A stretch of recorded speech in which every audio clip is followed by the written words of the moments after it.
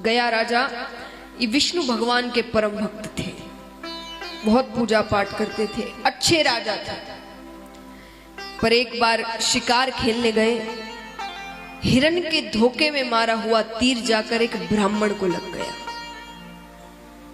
ब्राह्मण को तीर लगता है, वो श्राप देते हैं कि तुम राजा हो पर तुमने कार्य असुरों वाले किए हैं, तो मैं श्राप देता हूं तुम असुर योनि को ही प्राप्त हो जाओ। अब यहां पर श्राप मिलते ही गया राजा का शरीर 5 कोस तक फैल जाता है। 5 अब क्योंकि वे अच्छे थे, भक्त थे, उनकी बुद्धि भ्रष्ट नहीं हुई, तो राज्य जाने के अलावा वे वन की ओर चले गए, वहां तपस्या करने लगे। ब्रह्मा जी को प्रसन्न किया, प्रसन्न होते हैं वरदान मांगा कि मेरे दर्शन मात्र से जीव का कल्याण हो जाए। कैसा भी हो वो, महापापी हो, अगर उसने अंत समय में मेरे दर्शन कर लिए हो तो वो स्वर्ग लोक जाएगा। ब्रह्मा जी ने कहा तथास्तु, अपने राज्य वापस आते। अब पापियों की मौज थी, वो जिंदगी भर पाप करते, जो मन में आता वो करते, अंत समय में गयासुर के दर्शन करके स्वर्ग लोक चले जाते। अब यहां नरक लोक खाली होता गया, सारे स्वर्ग पहुंच रहे हैं। अब दूर दूर से जिन जिन को खबर मिल रही है वो भी गयासुर के पास पहुंच रहे अंत समय में। ठाकुर जी को सभी देवी देवता आते हैं ठाकुर जी के पास, कुछ तो करना होगा। ठाकुर जी गयासुर के पास आते हैं, आकर उससे कहते हैं कि गयासुर हमें एक पवित्र यज्ञ करना है, कोई पवित्र स्थान बताओ। गयासुर ने कहा मुझसे ज्यादा पवित्र क्या हो सकता है, जिसके दर्शन मात्र से जीव का कल्याण हो जाए, मुझ पर यज्ञ करिए। अच्छी बात है।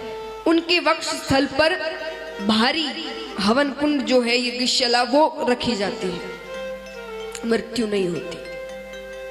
कई प्रयास करते हैं ठाकुर जी पर मृत्यु नहीं हो रही। तब अंत में भगवान को कहना पड़ता है कि गयासुर मैंने बहुत प्रयास किए पर कुछ नहीं हो रहा, तो अब मुझे ही तुम्हें मारना हो।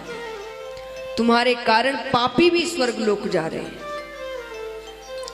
अगर कोई अंतिम इच्छा हो तो बता दो। गयासुर ने कहा 2 इच्छाएं हैं, अगर वो दोनों आपने पूरी कर दी तो आपको मारने की जरूरत नहीं है, मेरे प्राण स्वतः ही चले जाएंगे।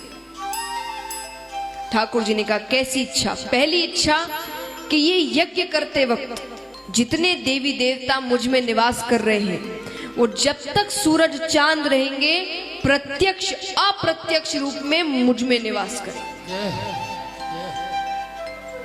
ठाकुर जी ने कहा अच्छी बात है। दूसरी इच्छा ऐसे तो श्राद्ध इत्यादि करने से मुक्ति मिल जाती है, लेकिन कोई अगर ना कर पाए, उसका समर्थ ना हो, तो मेरे स्थान पर खड़े रहकर अगर वो सच्चे मन से आपसे कह दे कि मेरे पितृेश्वरों को मुक्ति मिल जाए, तो आप उनके पितृेश्वरों को मुक्ति प्रदान करेंगे। बोलिए गया धाम की। इसीलिए गया जी की इतनी महिमा है, गया स्थान की इतनी महिमा है। उन्हें वरदान प्राप्त है कि अगर सच्चे मन से कोई वहां बस खड़े होकर कह दे कि मेरे पितृेश्वरों को मुक्ति मिल जाए, तो भगवान उन्हें मुक्ति प्रदान करते हैं और फिर वो अपना शरीर दान कर देते हैं कि मृत्यु हो जाती है। अब देखिए महाराज, गया जी ने ऐसे कोई बहुत महान कार्य नहीं किए जो उनका नाम हम श्रीमद् भागवत में ले रहे हैं, पर उन्होंने दान किया अपने शरीर का। उस दान के कारण आज उनका नाम श्रीमद् भागवत में लिया जा रहा है। दान का बहुत महत्व है। और देखिए महाराज, जब तक आपके पास है धन, दान कर दो। जब बच्चों के पास चला जाएगा तब हाथ पकड़ लेंगे, बस हो गया, चलो जितना करना था कर लिया। कहते ना, जड़ दिया ताला बैठ गया रखवाला।